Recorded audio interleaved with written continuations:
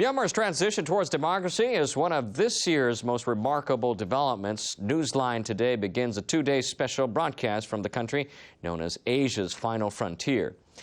Myanmar is opening its door and foreign companies are lining up to enter. It's easy to understand why. The country has a strategic location between Southeast Asia, India, and China, a large labor force, and abundant natural resources. Western countries are easing sanctions to encourage further reform. But after so many years of strict military control, the transition faces huge challenges. Let's go live to Yangon with NHK World's Pachari Raksawang. Good evening, Pachari. Hello from Yangon, the bustling commercial capital of Myanmar. Behind me here is a symbol of the city, the Shwedagon Pagoda, otherwise known as the Golden Pagoda, and we're broadcasting from Yangon for 2 days, examining whether the government's highly publicized reforms are affecting the real lives of people in Myanmar. Tomorrow we'll look at political freedoms, but today we focus on the economy. Now, this country was cut off from the world for decades under military rule. Things began to change when President Thein Sein took office last year and set out on the road of reform. Nobel Peace Prize laureate Aung San Suu Kyi spent a total of 15 years under house arrest, but in April she was elected to parliament. Now, her rock star status has won recognition from world leaders as well as most people here inside Myanmar. Reforms have spread to the economy of Myanmar. Its population of 60 million and rich natural resources make it hugely attractive to foreign investors. Yangon's main airport is heaving with foreign businessmen. Direct flights from Japan resumed on Monday for the first time in 12 years. Yangon now has direct connections with regional economic hubs including Singapore, Bangkok and Seoul, as well as Tokyo. But what does reform mean beyond the headlines for ordinary people and businesses in the country? Well, I've been out into Yangon to find out. Local people enjoy a cool evening at one of the city's newest hotspots. Globalization has finally arrived in this once closed economy, and with it comes consumerism. This shopping mall opened up just this year. There are many foreign products on sale and locals can't get enough of them. Modern fashions, including denim and short skirts, are becoming popular. People in Yangon are starting to experience shopping as pleasure. It even has 3 movie screens, one of the first multiplex cinemas in Myanmar. At the shops, cosmetics from South Korea are especially popular with fashionable females.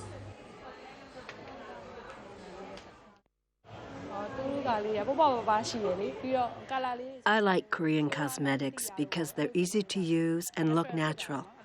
Also, they're quite affordable. Myanmar is opening up and there are lots of business opportunities. Life is getting better.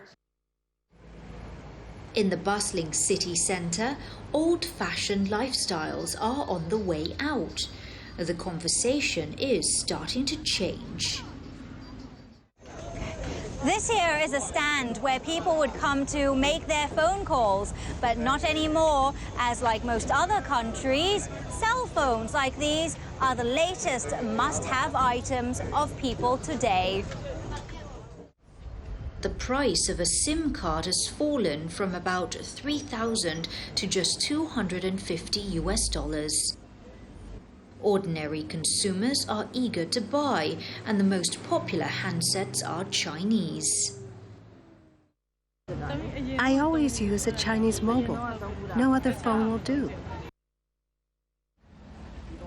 20-year-old Nye is buying a new mobile phone.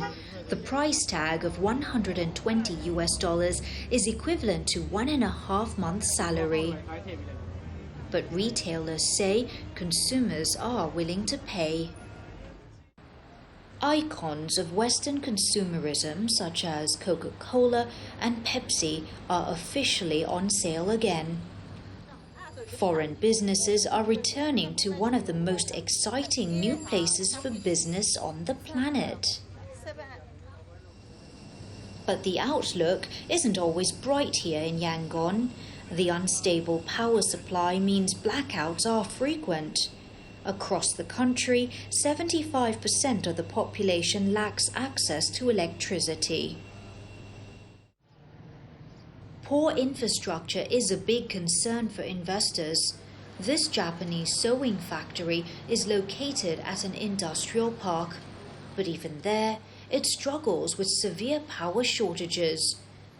The factory relies more and more on backup generators. At one point, its electricity bill tripled. Now we have no choice but to use backup generators. How our business can grow depends on the supply of electricity from the government. Unreliable electricity is just one of many hurdles this emerging economy faces. Myanmar remains one of the poorest countries in the region.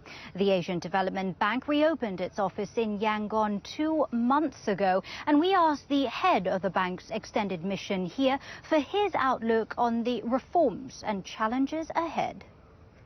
I think the government of Myanmar has undertaken some very bold and far-reaching reforms. All the leadership have demonstrated their commitment to reforms, and the democratic reforms that have happened are really incredible, and they will continue. I think it will be difficult to turn back, and a great deal of investment will be needed to support the reforms and to allow the country to achieve its potential. There are huge deficits in infrastructure, for example, and it will take some time to improve the regulatory environment, to improve the infrastructure, improve the capacity of the people. Most of the sanctions are very nearly gone, but you cannot change things overnight, unless all the people start realizing some tangible benefits from the reforms, then that will lead to some instability. So it's very important to provide support and bring in foreign investment to accelerate economic growth in order to reduce poverty ultimately, so that everyone can share in the benefits of the country's reforms. Myanmar faces many challenges, as we've just heard, but the enormous potential is also clear. I've seen that with my own eyes here in Yangon. The country is changing and the people are ready for that. And amid these unstoppable developments, the government faces an urgent task to make sure wealth flowing into Myanmar reaches the general public quickly and fairly. Now, please join me again tomorrow. We'll focus on political reforms and see how people are testing the boundaries of their new freedoms. And for now, that's going to wrap up our special coverage from Myanmar. I'm Pachori Raksawong reporting from Yangon. All right, and we look forward to that, Pachari. Thanks.